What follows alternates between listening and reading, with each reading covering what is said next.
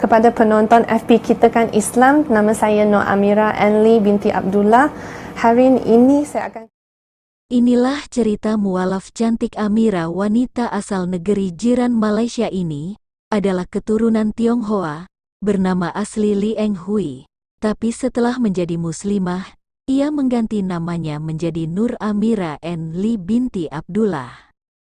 Amira mantap menjadi mualaf pada tahun 2009.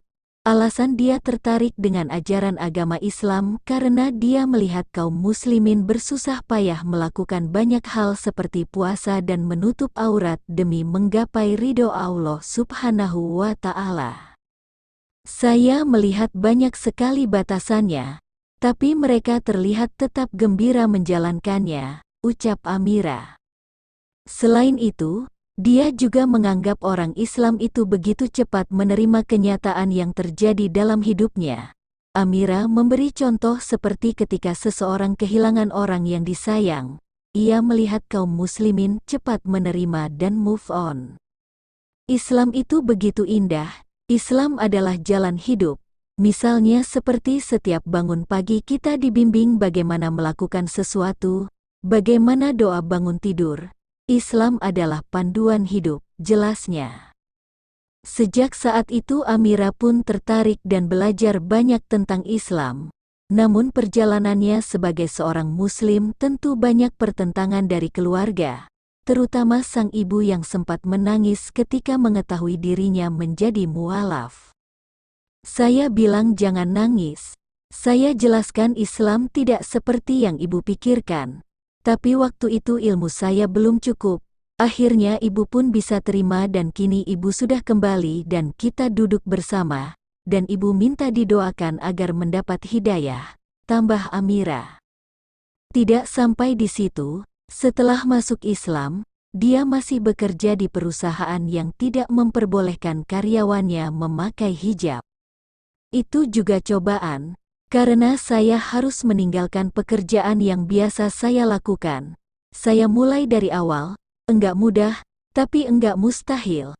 Enggak ada yang mustahil bagi Allah, yang penting berusaha, katanya. Cobaan lain pun datang. Setelah menikah, suami Amira meninggal dunia. Perasaan sedih tentu dirasakan oleh ibu satu anak ini.